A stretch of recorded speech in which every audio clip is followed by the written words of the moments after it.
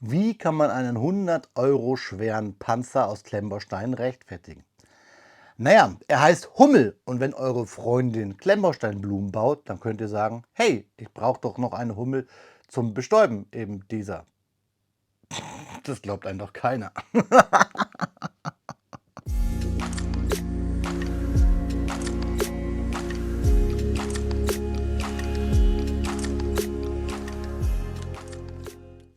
Willkommen in der Noppenplätzchenscheune.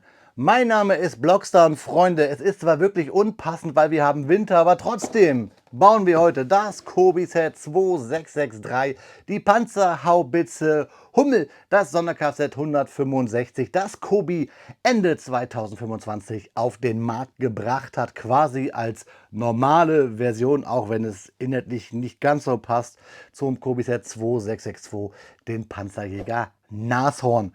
Von den Aufbauten her sind sie ähnlich, aber in ihrer Rolle doch unterschiedlich. Und was es sich genau hier mit diesem Fahrzeug aufhat, und also nicht nur klemmbausteintechnisch, sondern auch geschichtlich, das schauen wir uns gleich an hier auf meinem Bautisch.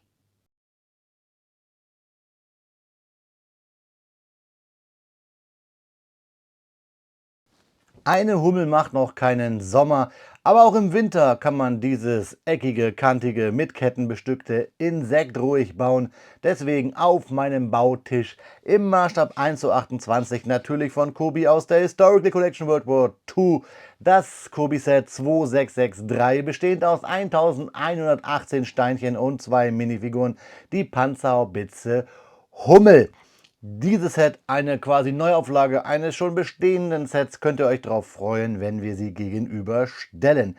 In schönen Zweifarbtarn kommt es daher, natürlich, wie wir es kennen, auf dem Fahrwerk des Panzer 4. Erkennen wir ja hier an den 1, 2, 3, 4, 5, 6, 7, 8 Rädern. Wir können die Kanone, die Haubitze aus dem Fahrraum nehmen, beziehungsweise den Kampfraum, und können dann auf den Motor schauen. Das ist ja das Schöne bei dem großen 1:28er Sets, dass wir bei Kobi da mehr Interieur bekommen. Hier sehen wir es auch, schön viele Details, und ein Originalfoto haben wir auch. Die Fakten bekommt ihr natürlich gleich von mir, und hier sehen wir schön zwei Minifiguren, einmal den Kommandanten und den Ladeschützen. Wir lassen jetzt die Haubitze einmal fliegen. Alle Leute sagen ja, Hummeln können nicht fliegen. Ich zeige euch jetzt einmal das Gegenteil. Ja, Freunde, da liegt der Inhalt des Kobi-Set 2663 auf meinem Bautisch. Eine Bautüte 1, eine Bautüte 3 und natürlich eine Bautüte 2. Eine Anleitung, die im DIN A4 Format daherkommt, und natürlich der Kobi-Teiletrenner in Gelb. Für mich das Laserschwert gewordene Ersatzteil, was man zum Klemmen braucht. Der beste Brick Separator der Welt, meiner Meinung nach. Er liegt wirklich gut in der Hand. Ja, Gelb passt ganz gut, denn wir haben ja hier auch ein Fahrzeug, was wir im Grün Senfgelb bekommen. Wir schauen uns die Anleitung an. Für alle, die noch nie mit Kobi geklemmt haben, sage ich es immer wieder: Das Wichtigste ist hier diese Legende, denn Kobi hat Steine, die zwar kompatibel sind mit anderen Systemsteineherstellern, aber doch in der Form, in der Funktion, manchmal auch nur in der Dicke und im Winkel anders sind. Achtet da drauf. Schön finde ich hier, wir haben die Rückseite des Kartons nochmal in der Anleitung gespiegelt. Dann fangen wir an mit der Tüte 1, reißen die auf, klemmen drauf los, sortieren wie immer wir das wollen und müssen uns nur merken, dass der aktuelle Baustep immer der farbliche ist. Wir hangen uns von Baustep zu Baustep, von Bautüte zu Bautüte. Pfeile weisen uns immer den Weg, und in diesen Kästchen hier unten sehen wir immer die Steine, die wir brauchen. Es gibt Anlegehilfen und manchmal so kleine Fenster eingeblendet, wie man was hier zu machen hat, wo man darauf achten muss. Und fertig sind wir dann mit dem Baustep 200. Tada! Dieses Papier ist so sehr glatt. 200, genau, 68, wenn wir quasi das Geschützrohr in Marschrichtung bringen. Ich kann euch schon sagen, beim Nashorn hat dieser Stand nicht so gut funktioniert. Wir schauen mal, wie es hier bei der Hummel ist. Auf den letzten Seiten dann immer traditionell die Steineübersicht. Was wurde also verbaut? Ist für Mocker immer interessant. Und sollte euch mal ein Stein fehlen, müsst ihr bloß die Nummer hier notieren und die Anzahl angeben und dann hier bei Kobi auf der Webseite einfach monieren, zurecht dann natürlich. Zwei Minifiguren, eine Bauanleitung haben wir quasi hier auch noch mal drin und schön Werbung. Und dieses große Fahrzeug gibt es ja auch bald hier zu sehen. Aber wir wollen jetzt nicht in die Zukunft gucken, sondern hier weit in die Vergangenheit, in die Geschichte der Panzerhaubitze Hummel. Ich wünsche euch viel Spaß bei den Fakten und mir beim Klemmen, liebe Freunde.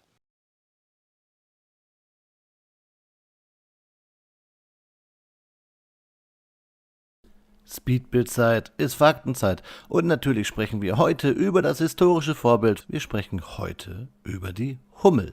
Lasst uns also über das Sonder-Kfz 165 plaudern, wie es auch genannt wurde. Dieses Fahrzeug ist nämlich nicht nur ein faszinierendes technisches Meisterwerk, sondern auch, wie immer, ein bedeutendes Stück Militärgeschichte. Die Idee für die in Anführungszeichen Hummel entstand 1941, als die Wehrmacht einen mobilen und leistungsstarken Artillerieträger benötigte. Das 1942 entwickelte Fahrzeug basierte, genau wie der Panzerjäger Nashorn, auf dem Geschützwagen 3 bzw. 4.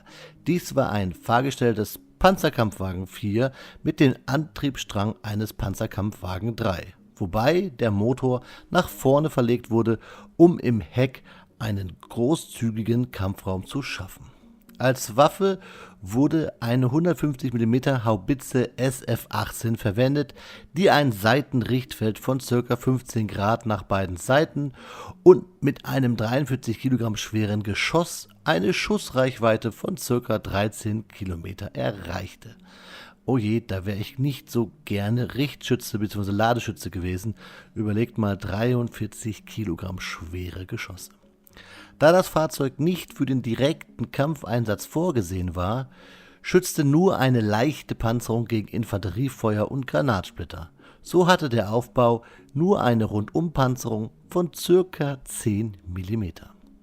Mit einem stolzen Gewicht von rund 25 Tonnen war die Hummel ein echtes Schwergewicht. Ihre Länge betrug beeindruckende 7,17 Meter, sie war 2,97 Meter breit und 2,81 Meter hoch. Die Hauptbewaffnung, wie schon erwähnt, bestand aus der mächtigen 150 mm FH-18-1 Haubitze, ergänzt durch ein oder zwei, je nachdem, 7,92 mm MG34 oder MG42 Maschinengewehre für zusätzlichen Schutz. Angetrieben wurde sie von einem Maybach HL 120 TRM Motor mit ca. 300 PS, was der Hummel eine Höchstgeschwindigkeit von bis zu 42 km/h auf Straßen und eine Reichweite von etwa 250 Kilometern ermöglichte. Die Hummel kam im Mai 1943 an die Front. Bis Sommer waren 85 Stück an der Truppe bzw. bei der Truppe ausgeliefert. Bis zum Ende des Jahres wurden noch weitere 227 Stück produziert. Die Hummel wurde hauptsächlich an der Ostfront eingesetzt und spielte eine wichtige Rolle in den verschiedenen Schlachten des Zweiten Weltkriegs, einschließlich der berüchtigten Schlacht von Kursk im Jahre 1943. Ihre Vielseitigkeit sowohl in der Artillerieunterstützung als auch in direkten Gefechten machte sie zu einem wertvollen Bestandteil der deutschen Kriegsmaschinerie. Insgesamt wurden ca. 724 Panzerhaubitzen hergestellt, 10 davon entstanden aus Umbauten. Am 27. Februar 1944 entfiel auf Weisung von Adolf Hitler der bis dahin verwendete Suggestivname Hummel. Ich fand ihn eigentlich ziemlich cool. Anfang 1945 wurde die Produktion der Hummel eingestellt. Zu diesem Zeitpunkt gab es noch ca. 335 Hummeln, von denen der größte Teil, wie schon vorhin erwähnt, an der Ostfront stand. Aber auch sie standen unter dem Mangel an Kraftstoff und Munition zu dem Zeitpunkt. Das Sonder-Kfz 165 bzw. die Hummel ist mehr als nur ein Stück Blech, Stahl und Technik. Sie ist ein Zeugnis menschlicher Ingenieurskunst und ein Stück Geschichte. Sie erinnert uns an die technischen Innovationen sowie die strategischen und menschlichen Herausforderungen der deutschen Panzer- bzw. Artillerieentwicklung im Zweiten Weltkrieg und mahnt uns, die Vergangenheit nicht zu vergessen. Die Hummel ist für mich neben den Nashorn ein ganz besonderes Fahrzeug, weil mein Opa diese Fahrzeuge im sehr großen Maßstab, ich glaube heute auch 1:12 wie der Kobi Tiger 2801, aus Holz gebaut hat. Mit Knochenleim, mit Hosenbund, Gummis meine ich damals, als Ketten, wo er mit der Laubsäge aus Sperrholz Teile rausgesägt hat und dann diese Panzer damals verkauft hat, ohne eBay Kleinanzeigen. Vielleicht schaffe ich es wirklich einmal, euch diese Fahrzeuge vorzustellen. Die stehen in der Bundeswehrkaserne in meinem Heimatort, im Raum, wo die Reservisten tagen. Und da stehen sie auch erstmal ganz gut. Aber mein Opa hat halt diese Fahrzeuge gebaut und deswegen habe ich als kleiner Junge schon diese Artillerieträger oder auch Panzerjäger kennengelernt und deswegen spreche ich vielleicht so mit Begeisterung über diese Fahrzeuge. Ich möchte aber hier nichts verherrlichen, das ist mir ganz wichtig. Mir geht es hier immer um die Technik und um die Geschichte. Getreu Walter Benjamin, und dieser Satz, den ich euch jetzt sage, steht auch im Deutschen Panzermuseum: Wer aber den Frieden will, der rede vom Krieg. Maschinen alleine töten keine Menschen, das machen immer die, die diese Maschinen bedienen. So, Freunde, jetzt ein kleiner Ausflug war das in meine persönliche Geschichte und etwas Philosophisches noch.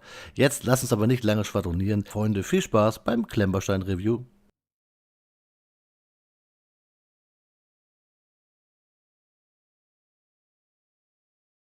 Nach 2 Stunden und 45 Minuten Bauzeit steht hier in zweiter Position von links das Kobi-Set 2663. Unsere Panzerhaubitze Hummel aus der Historical Collection World War II. 1118 Steinchen und 2 Minifiguren. Und ihr seht vielleicht, der Bautisch ist pickepacke voll, denn ich habe ganz links und ganz rechts jeweils auch 2 Hummeln stehen. Und zwar, um genau zu sein, hier das Kobi-Set 2516 aus 2018. Dann hier ein farblich angepasstes Mock, ein sogenanntes Color Change Model, auch eine Hummel basierend auf dem Set 2516. Und hier ohne Kanone steht der schon auch in der Faktenzeit erwähnte Munitionsträger für die Hummel. Das Set hat mal 39,99 gekostet für 575 Steinchen und könnt ihr hier oben auf dem i einmal euch anschauen. Das habe ich gebaut, gibt es auch ein Review drüber. Und eigentlich müsste sogar noch ein Set mit auf den Bautisch, nämlich hier die Kobi Wespe. Denn die Wespe gehörte ja eigentlich mit zu Einheiten, wo wir die Hummel hatten. Deswegen, aber eigentlich ist dann der Bautisch auch zu voll und auch für die Wespe gibt es hier oben auf dem E ein Review. Deswegen fahren wir sie mal aus dem Bild. Wir wollen ja heute über das Sonderkfz 165 sprechen. Die 15 cm schwere Feldhaubitze 18 L30 auf Fahrgestell Panzer 3 Schräger 4, denn wir haben hier einen Mischmasch aus dem Panzer 3 und Panzer 4 im Fahrgestell. Schauen wir uns zuerst einmal an, was haben wir denn nach dem Bau übrigens über gehabt. Das sind hier die typischen Verdächtigen, nämlich ein paar Bolzen, ein C-Clamp und eine Bügelperle und ein Kettenglied und ein paar kleine Bars. Hält sich also alles in Grenzen, trotzdem immer ganz gut, ein paar Steine über zu haben. Dann natürlich wurde es gebaut mit dem grandiosen Kobi-Teile-Trenner, den liebe ich, den beste Teiletrenner der Welt, wie ich finde. Dann schauen wir uns einmal die Anleitung an. Ich muss sagen, ich liebe diese Bauart, seitdem Kobi das Panzer 4 Fahrgestell so baut, bin ich hin und weg. Und hier haben wir ja sogar eine kleine Modifikation. Hier so quasi diese Verlängerung des Panzer 4 Fahrgestells. Dieses ganze Set hat super Spaß gemacht. Wir bauen erst einen Kasten. Das sieht man hier vorne. Übrigens, hier sieht man auch nochmal das, was ich euch gleich zeigen werde. Und da oben ein Foto in echt.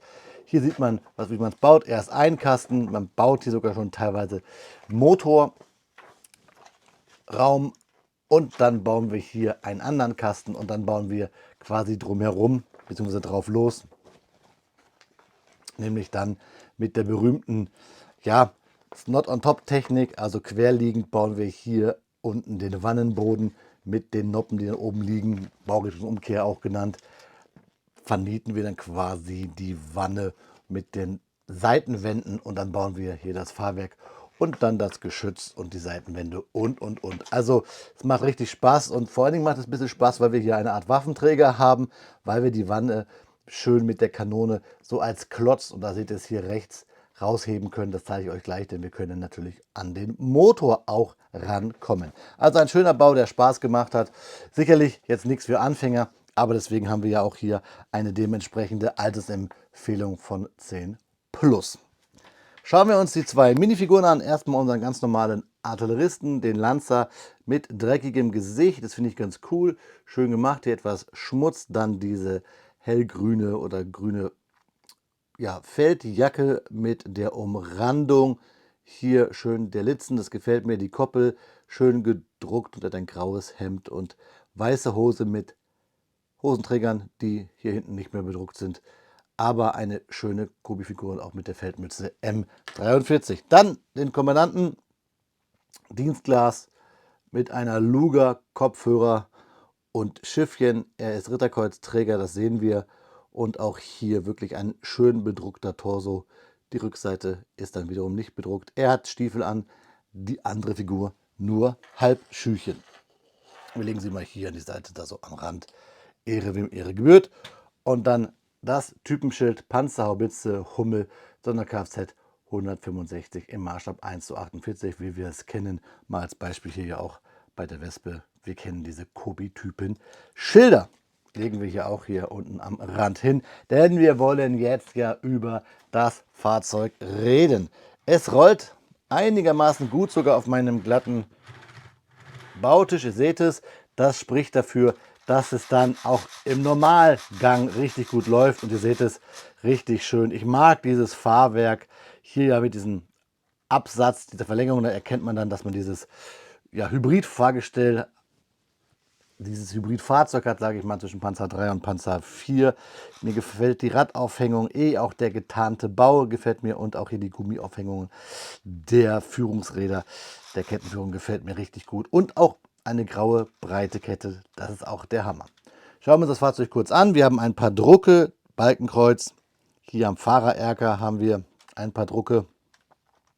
Wir haben einen bedruckten Holzkasten und dann wieder das Balkenkreuz. Und wir haben hinten auch ein Balkenkreuz gedruckt. Und ja, in den Kampfraum haben wir nichts bedruckt, aber dafür viel gebaut. Artilleriemunition, dann hier haben wir Munitionsbehältnisse, fast so viele wie beim Original. Und wir haben hier die Haubitze, wir haben ein Funkgerät, auch ein altes Kubiteil, was wieder aufgelegt wurde. Wir haben Kanister und wir haben hier das Geschütz, das ja hauptsächlich ja hier Träger ist für dieses Fahrzeug. Der Erker hat diese Bauweise, wie wir es auch schon kennen von dem Nashorn, was mir nicht ganz so gut gefällt, vom Panzerjäger. Denn wir haben hier so, ja, dadurch viele Lücken. Dieser Deckel, das wirkt irgendwie nicht so cool, finde ich. Nur mit so einer C-Clamp gelöst. Man kann auch keine Figur reinsetzen. Man müsste den Oberkörper abmachen und dann hier irgendwie zapfenmäßig draufsetzen. Das gefällt mir nicht so gut. Diese Klappe hier ist dann schon wieder fast Standard und fast so ähnlich gelöst wie bei den alten Modellen. Sonst gefällt es mir immer ganz gut. Auch hier haben wir wahrscheinlich, und ich habe es noch nicht getestet, Freunde, das möchte ich mit euch mal gucken, weil beim Nashorn hatten wir da auch Probleme, eine richtige Rohraufhängung für den Marsch. Wir schauen mal, ob es klappt. Beim Nashorn muss man ja umbauen. Hier, ja, hier kann man es schön drauflegen. Seht ihr mal, Freunde, so lässt sich doch ein Fahrzeug im Marsch verlegen. Das gefällt mir richtig gut. Und dann, ja, könnt ihr es hier wieder abmachen. Das geht ein bisschen tricky.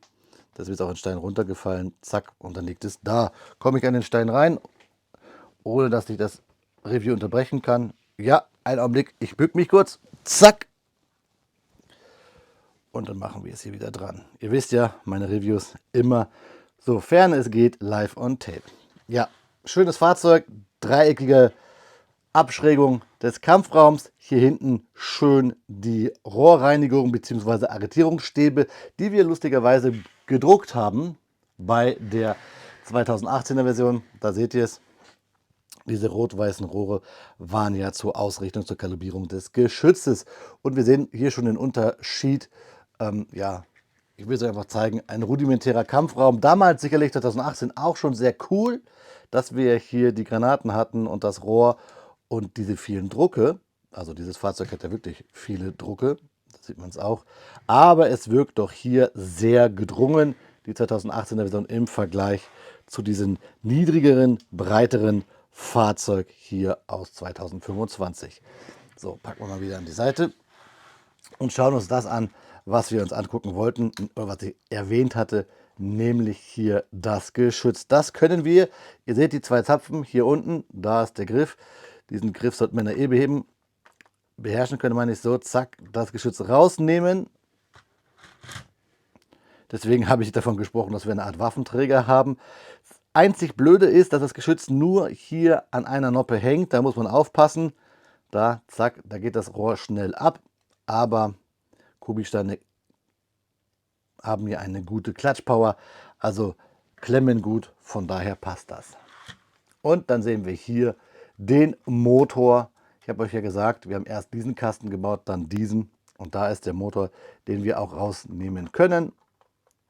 Es gehört ein bisschen Übung dazu, denn viel Platz ist da nicht. Na, man muss ihn so eher rauswackeln. Hängt an ein paar Noppen, da muss man es auch hochklappen. Da, zack, so. Und dann geht der Motor auch raus. Tada! Da seht ihr, an einer Noppe da unten hängt der Motor. Man muss halt hier diese Kühlbänke, sollen es wahrscheinlich sein, hochklappen. Dann kommt der auch gut raus. Und dann haben wir hier diesen Motor. Schön, ich habe so viele Maybach-Motoren, ich weiß schon gar nicht mehr, wohin damit. Irgendwann, sage ich es euch, baue ich eine Maybach-Motorenfabrik aus Kubi-Stein. Ja, da haben wir jetzt das Fahrzeug nochmal und ihr seht, hier auf diese beiden Noppen packen wir dann das Geschütz. Das machen wir jetzt auch mal wieder. Wobei wir uns das Geschütz noch gar nicht richtig angeguckt haben. Ich will es euch noch mal zeigen. Da haben wir das Geschütz, unsere schwere Feldhaubitze. So, beim Draufdrücken und aufpassen. Hier ist der Schwenkmechanismus mit einem typischen Kubi-Zapfen. Da unten sehen wir den Zapfen. So. Und jetzt klemmen wir das Geschütz wieder rein. Wir haben da nicht viel Platz. So. Da kommt es drauf. So zeige ich es euch. Da drücke ich es drauf. Und wie gesagt, aufpassen, dass man hier das Geschütz quasi nur auf einer Noppe hängen hat. Und schon haben wir es wieder fertig und haben den Motor draußen.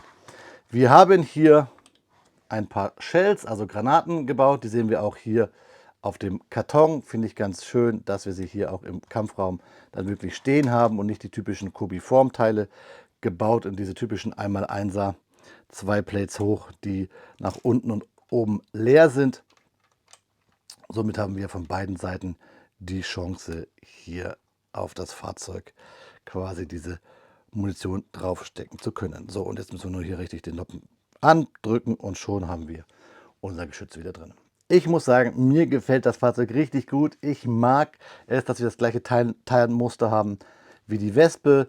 Ich finde es auch richtig gut, dass wir hier so viel Accessoires im Innenraum haben und das gebaut, nicht mit Drucken. Klar sind Drucker auch toll, aber gebaut gefällt mir noch besser, ist schön gelöst.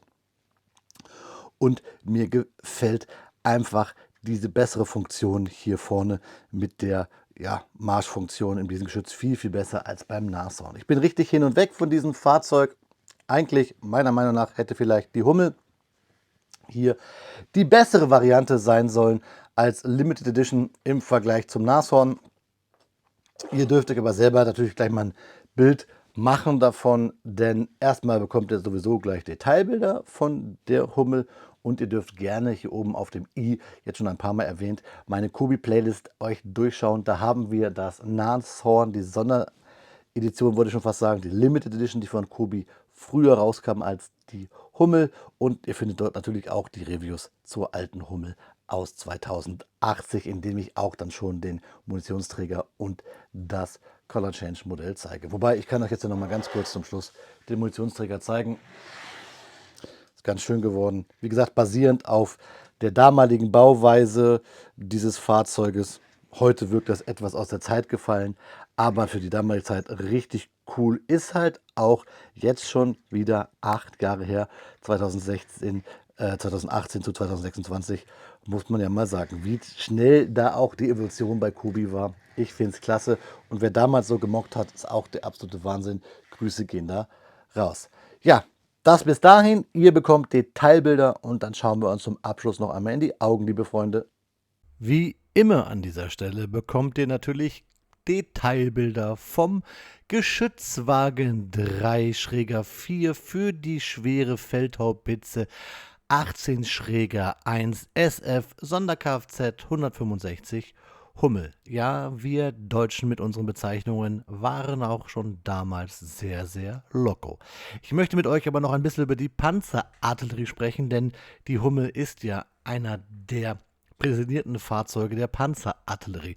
Das war aber nicht immer so, denn die Bildung der Panzerartillerie im Zweiten Weltkrieg auf deutscher Seite vollzog sich zunächst behelfsmäßig.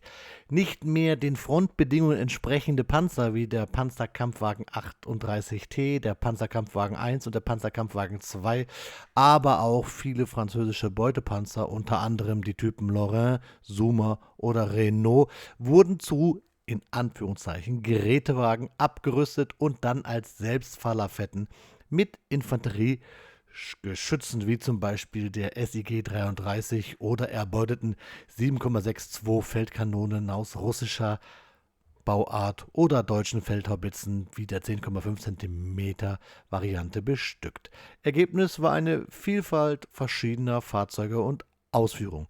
Erste eigentliche Panzerhaubitzen mit offenem Kampfraum waren die Panzerhaubitze Wespe auf Gerätewagen 2, bestückt mit der leichten 10,5 cm Feldhaubitze, die ich euch eben gerade auch gezeigt habe, und halt die Panzerhaubitze Hummel mit der schweren 15 cm Feldhaubitze. Jeweils eingesetzt in einer gemischten Artillerieabteilung, zusammengesetzt aus 2 Batterien Wespen, das waren 12 Geschütze, und einer Batterie Hummel, das waren 16 Geschütze. Kobi hat halt quasi euch jetzt hier Fahrzeuge an die Hand gelegt, mit denen ihr selber, das wäre sehr verrückt, so eine Abteilung bauen könntet. Ihr bräuchtet halt 18 Kobi-Fahrzeuge. Das wird sehr teuer. Und ein Fakt noch, die 15 cm Feldhaubitze hatte eine Reichweite von circa 13 Kilometern. Ja, das waren nochmal Fakten on top. Und jetzt schauen wir uns zum Abschluss in die Augen, liebe Freunde. An dieser Stelle eine kleine Danksagung an alle Kanalmitglieder, die mir helfen, diesen Kanal algorithmustechnisch zu pushen und auch den Kanal auf eine breitere finanzielle Basis stellen. Vielen lieben Dank für jeden einzelnen von euch, aber auch ein generelles Danke an jeden Kommentarschreiber, an jeden, der die Videos guckt, an jeden, der einen Daumen hoch gibt, an jeden, der ein Video liked. Vielen lieben Dank an die gesamte Blockstar-Community. Ihr seid die Geilsten. Ja, Freunde, da ist das Video schneller zu Ende, als dass vielleicht bald die nächsten Hummeln schon wieder fliegen. Denn sind wir mal ehrlich, so ein schöner warmer Sommer ist doch was anderes als ein kalter, verschneiter und gefrosteter Winter. Frostig ist dieses Set hier absolut nicht. Ich liebe es. Es hat einen stolzen Preis und deswegen habe ich euch die 2516, die alte Hummel aus 2018, auch zeigen wollen. Natürlich inflationsbereinigt, doppelte Teileanzahl und man muss immer selber wissen, ob einem das wert ist. Ich finde schon einen stolzen Preis, den Kobi hier für dieses Fahrzeug aufgerufen hat. 100 Euro, mittlerweile reduziert und natürlich bekommt ihr es bei euren Händlern sicherlich günstiger. Ich richte mich ja immer an den Preis, den Kobi da aufruft, damit ich euch was erzählen kann. Ein stolzer Preis für ein doch sehr tolles Modell. Tolle Bautechniken, wenn ich hier an diese schräge Panzerung denke, mit dieser Zapfentechnik, dass wir das Geschütz rausnehmen können. Alles cool, aber ob es das wert ist, das muss jeder für sich selbst entscheiden. Und das könnt ihr mir gerne mal in die Kommentare schreiben, ob ihr dieses Fahrzeug cool findet, ob euch das 99,99 € wert ist, ob ihr es auch in der Sammlung habt oder ob ihr die alte Version habt und sagt, das reicht mir vollkommen. Und vielleicht könnt ihr mir auch sagen, ob ihr auch findet, dass vielleicht die Hummel die bessere Limited Edition gewesen wäre. All das gerne in die Kommentare. Lasst gerne einen Daumen da, könnt auch gerne einen Hype da lassen. Das hilft diesem Kanal noch besser zu wachsen. Und dann verbleibe ich eigentlich wie immer. Eigentlich müsste man jetzt ja sagen, bei einer Hummel einen guten Flug. Aber nein, wir haben ja hier ein Sonder-Kfz und das ist ein Auto. Deswegen wie immer, Freunde, eine gute Fahrt. Auf Wiederbauen, euer Freund, der Blockstar.